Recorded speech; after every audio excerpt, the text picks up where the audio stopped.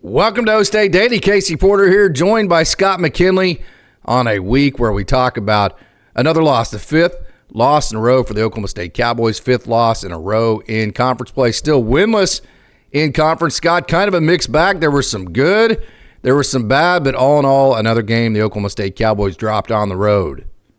Yeah, boy, I tell you, Brennan Presley is fun to watch. I mean, he's a stud, man. Yeah, got to start with a positive, man. That guy, man, it was incredible what he was able to do on Saturday. Some of the tight spots he was able to fit into, I mean, just incredible. But outside of that, man, there really wasn't a whole lot of good. I mean, just, and to echo kind of what Mike Gundy said at his press conference, this one felt different. Against BYU, we felt like, okay, we're going into a hostile environment. We had to throw out what had been a backup quarterback with Garrett Rangel, and we put up a pretty good fight, and we just came up a little bit short. This game felt totally different. To be honest with you, I'm not going to call any players out, but I saw pretty lazy tackling. In fact, I'd say even tackling that I saw was just flat. Look, I know that wasn't your best effort, kind of a thing. It was that bad, but yeah, I mean, really, there's not really a whole lot of positives to say at this point. Offense wasn't terrible. I mean, I think you could say if the defense was somewhat better, the offense played good enough, I think, to win.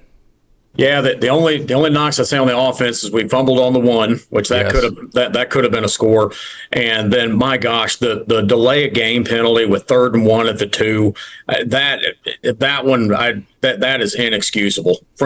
Somebody in the organization has got to be watching the play clock. I mean, that's all there is to it. But to your point, I agree with you. I think that the offense played. They were at least able to move the ball a little bit, but defense. I mean, we gave up 9.5 yards per snap. I mean, that's every time Baylor snapped the ball, we gave up 9.5 yards. You're not going to beat anybody doing that. So no doubt about that. No doubt about that. So Ollie Gordon had some success on the day, but again, another part of this too is something that happened to Oklahoma State that they don't normally do: penalties. I mean, I know some people could say some were questionable here or there, but whatever. I mean, fact of the matter is they happened.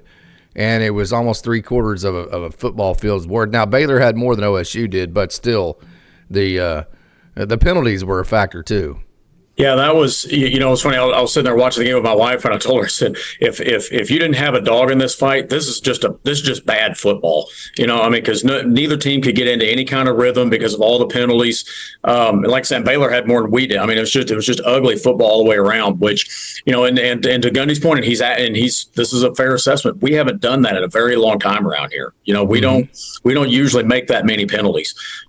Which again, it comes down to, I mean, there's a number of things that lead to that. There's discipline. There's being in the wrong place at the wrong time. There's you're not moving your feet. You're trying to block with your hands instead of moving your feet to get a better position in front of the guy. So, I mean, it's not, sometimes I think we, as fans, we think the penalties just kind of, the official just decided to throw a flag sometimes, and that's not usually the case. Usually it's that there's a reason why you got the penalty if you break it down. And a lot of the times it's poor discipline and poor technique. That's what I usually find. So when Coach Gundy makes a statement in his post-game conference that he thinks some players need to watch this film and be honest with themselves and do some soul searching, what is he talking about there?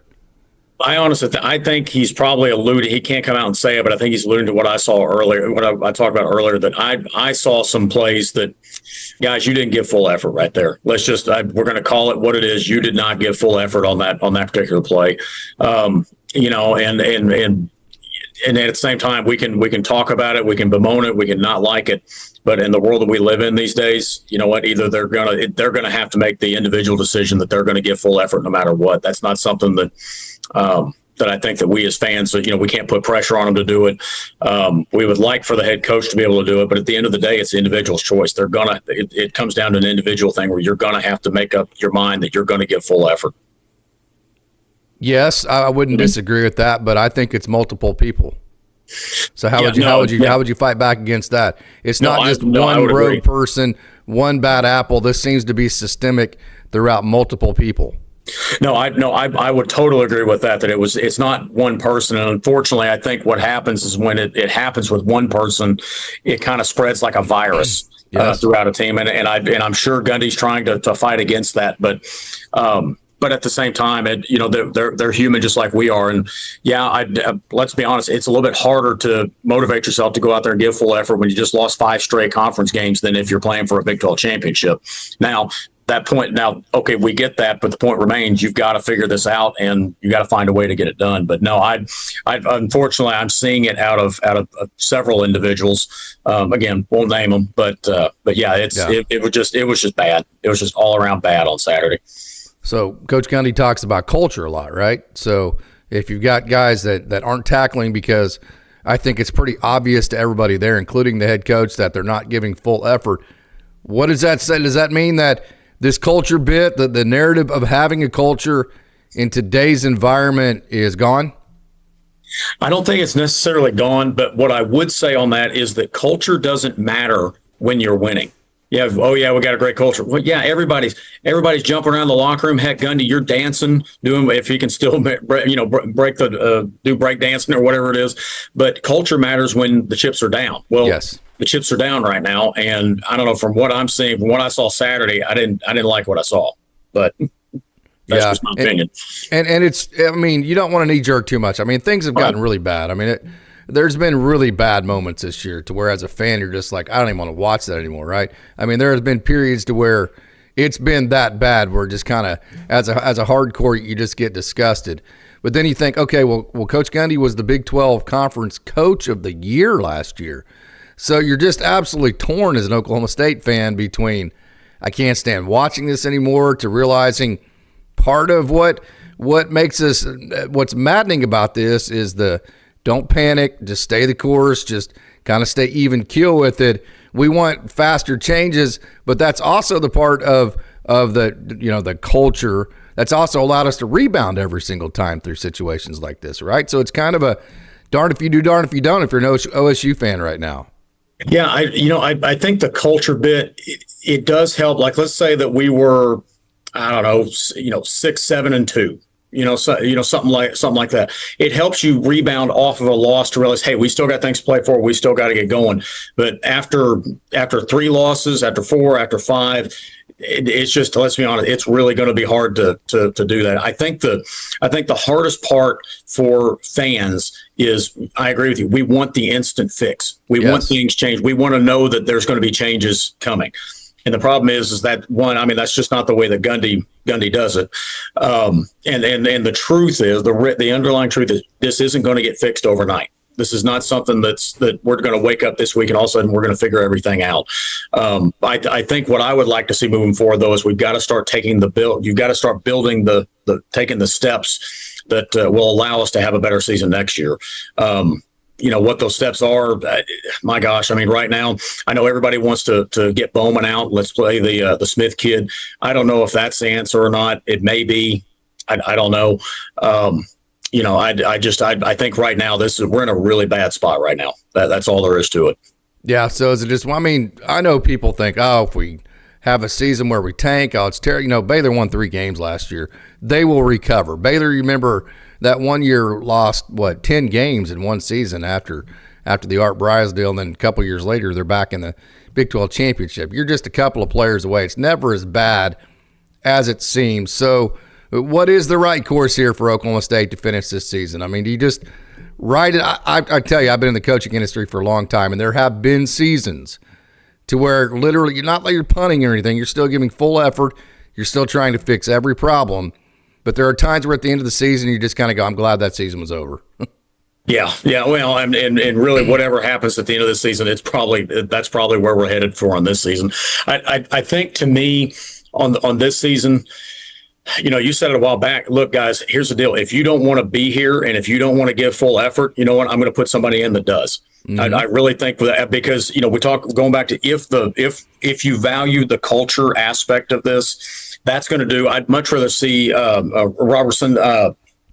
the Roberson, is it Roberson or Robertson? There's two of them. Two Jeff of them. Robertson's linebacker. Parker Robertson is the safety. Yeah, that's right. Yeah, I'd love to see those guys play. The Fields kid in the backfield, I think he's running hard. He's doing some good things.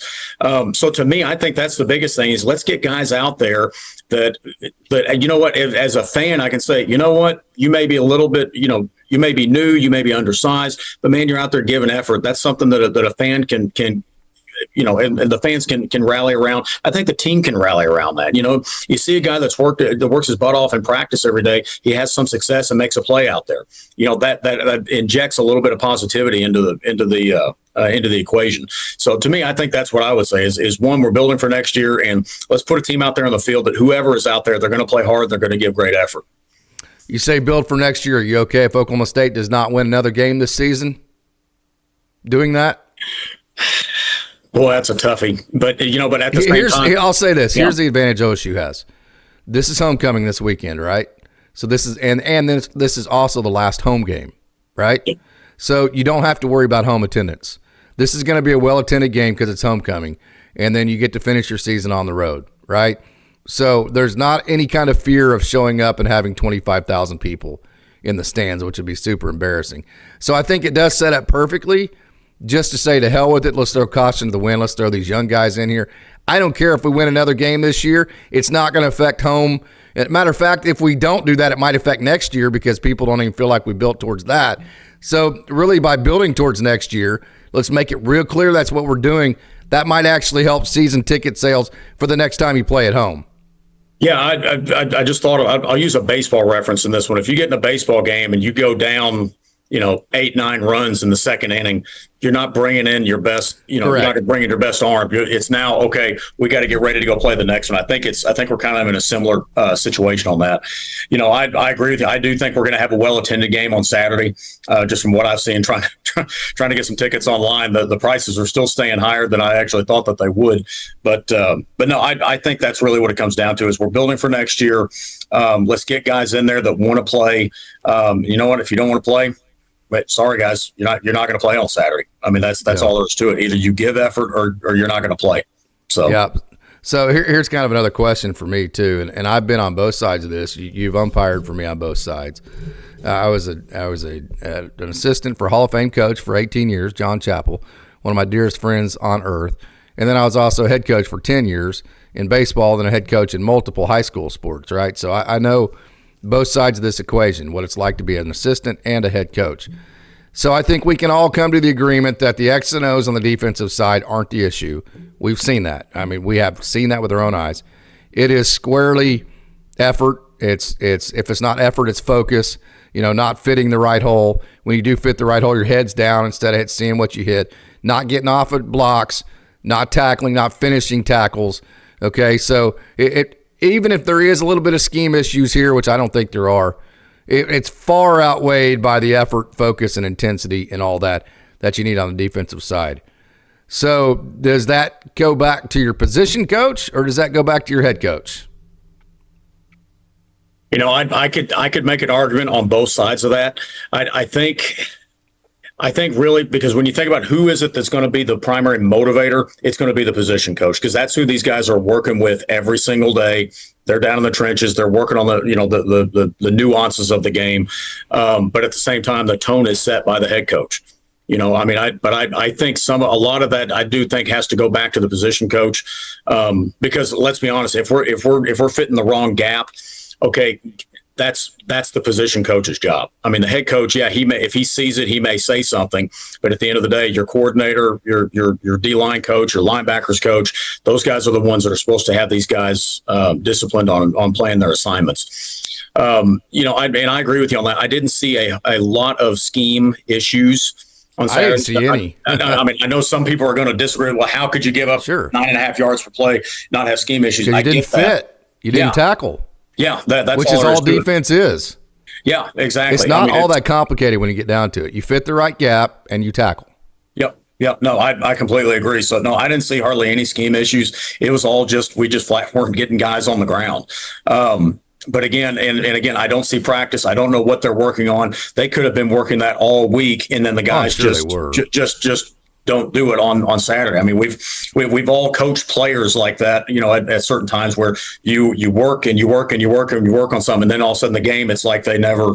It looks like we never worked on it all week, and we did. Yeah. So I don't know what's going on with that, but man, I'd like to think we got the tackling dummies out this week at practice.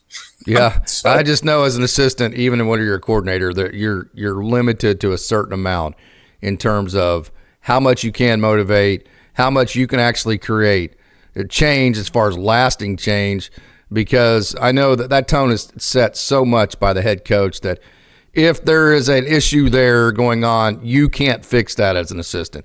I don't know that there is, so I just think it's an interesting dynamic to where I think if you're the head coach and you feel like you're partly responsible for this because you're not the one motivating them.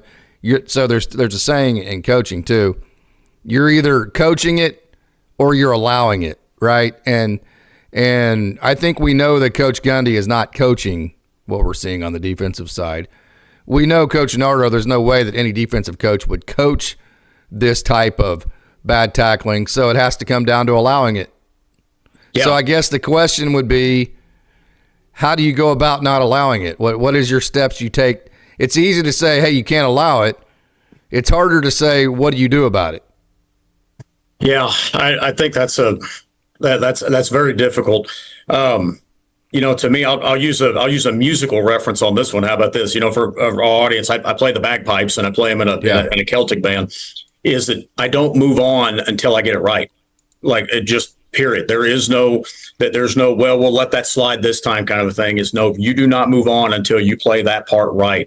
And I think that's my deal is, guys, we're going to be out here on this field until you start doing it right. But you can't do that because they have limitations on practice. Yeah. Yeah. I mean, and that's the problem is in 1983, you could do that.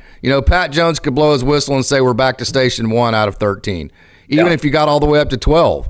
You've played baseball, right? Yeah, I'm sure your coach did the 21 drill where you had to make 21 plays in a row or you had to restart at 0, right? And you get to play 20, and then that's a lot of pressure because if you make an error, you have to go all the way back to the front, right? Yep. That's what coaches used to do to practice in the 80s, right? Okay, well, I don't like how this drill's going, so we have 13 stations a day. Blow the whistle. We're starting with station 1. And if you don't like it, get your crap together. All of that's gone, though. There's the amount of time. So I understand what you're saying, but there's literally not time built in where you can actually have that philosophy anymore, in my opinion, to an extent.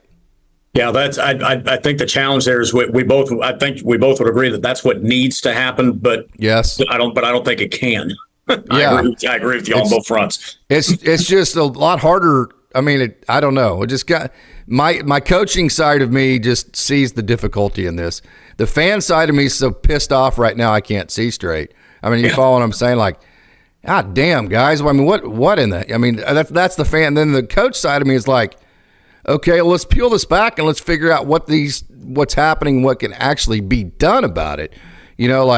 One of my rules as a head coach was, hey, I see the issues just like you do. I see all the problems. I don't need to hear you bitch about them unless you have a solution. So unless you have a solution, don't come to me with a bitch, right? So I guess my point right here for fans would be, other than just firing people, which we've tried that in the past and that hasn't worked, what actually is the solution?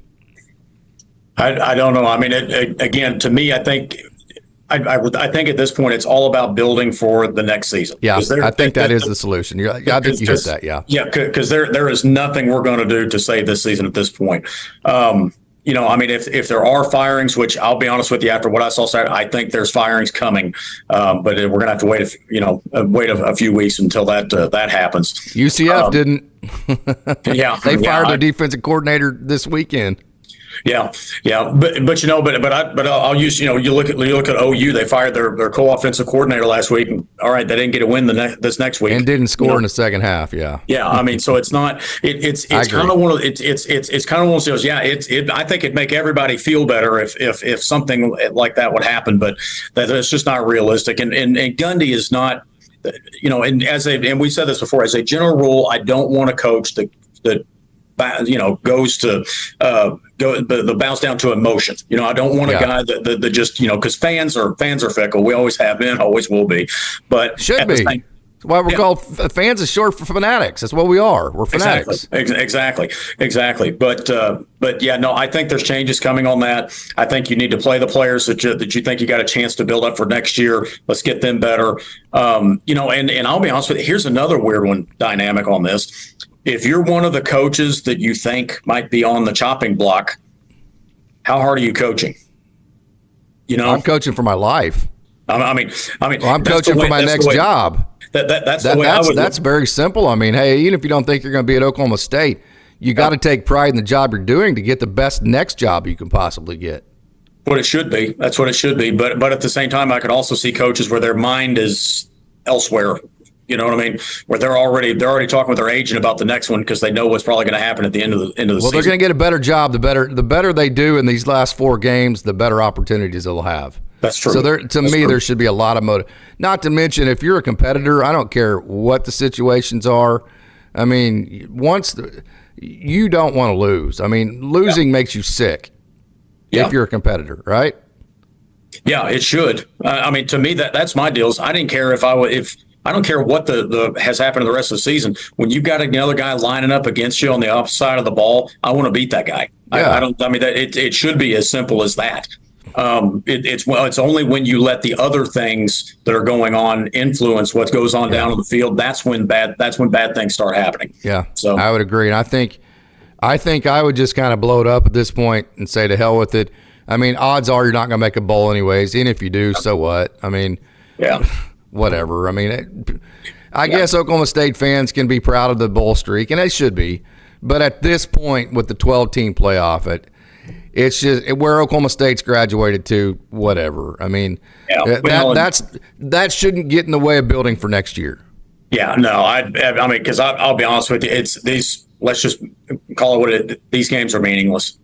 I mean, as far as in the grand scheme of things. Now, at the same time, there's still pride. There's still, again, like we just said, guy across from you, I want to beat that guy. They still have a scoreboard out there, right? Exactly. Yeah, they're still keeping score. It still goes down, but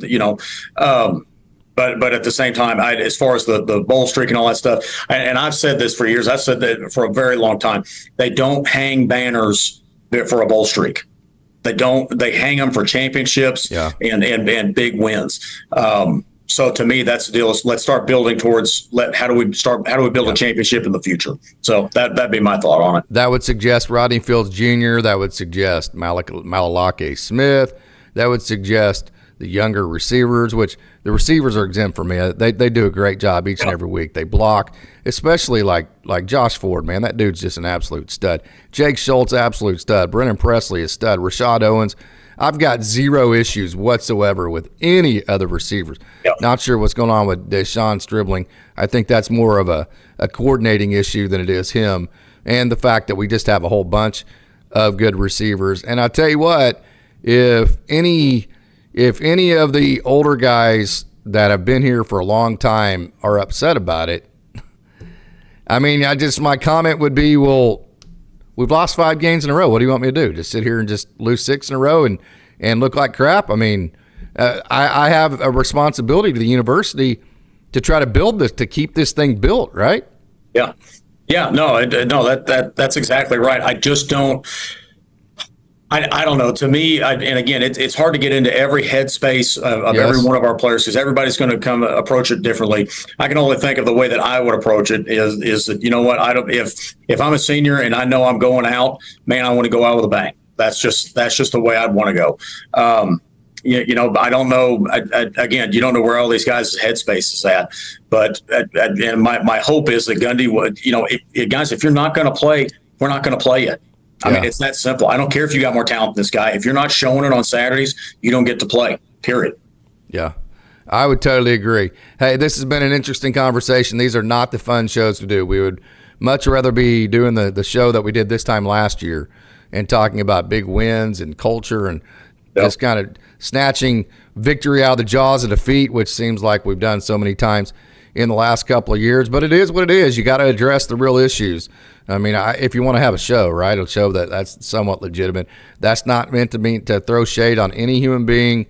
in the organization. It's just meant to call it the way that we see it. So, Scott McKinley, great show. Final thoughts.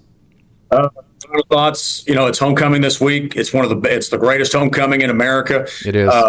Fraternities and sororities, they've been working really hard on the house decks. Let's go support them on that. Let's have a good rowdy crowd on Saturday. And you know what? Who knows? They may surprise all of us, and we may come out with a win on Saturday. I'm going to keep saying that. I'm willing it into existence. It's going to happen at some point. So let's go out. Let's keep supporting them. Let's keep wearing orange, and just remember this. Hopefully, this is. Next year at this time, we're looking at this and it's an aberration. It's not, it's not the trend. So yeah, that it can change fast both ways in college football. This one season doesn't mean Oklahoma State football is falling behind the crowd and where they can't come. Hey, last question. I actually wanted to get your thoughts on this because you go to all the games. I hear a lot of fans saying, "Don't show up." That's the only way we can show our displeasure to get the attention of our administration to that. Hey, we don't like the way things are going and that they need to make changes. I will forever say that is the worst thing that an Oklahoma State fan can do. I get what you're saying, that if people aren't in the stands, that tells Chad Weiberg that, hey, we need to fire people and make changes. I understand what that point is, but I still think you're cut by leaps and bounds, you're cutting your nose off to spite your face with the damage you're doing by showing an empty stadium like that to recruits and everybody else across the country. I still think, regardless, the worst thing you can do is not show up to games. Yeah, I would say to fans, because just look. We're sports fans. If there's a sport on TV, we're watching it. Yeah. There's times where that's almost inevitable in certain situations. We're not there yet. I think that's what my message would be, guys. We're not to that point yet. We're having a bad year. We're taking one down, but it's not there. Now, if we're sitting here 2 years from now and nothing has changed and we're still doing that, all right, I might feel differently. But as of right now in time, guys, go support the team. Wear orange, cheer loud. Go enjoy homecoming. Go get some cheese fries, some Eskimo Joes. That's one of the things. The reason why we love Oklahoma State is because of all the things that our university is. That hasn't changed. None of that has changed. Absolutely. We had hoped that the trend of losing had changed too. We had hoped some things, and they have overall. Let's not forget we were in the Big 12 championship game last year. We had the Big 12 Coach of the Year last year. So, like I said, things can change. Hey, it can. We had the terrible year a couple of years ago. Then we had last year. So, it could go in cycles. So, Scott McKinley, thank you so much. Absolutely.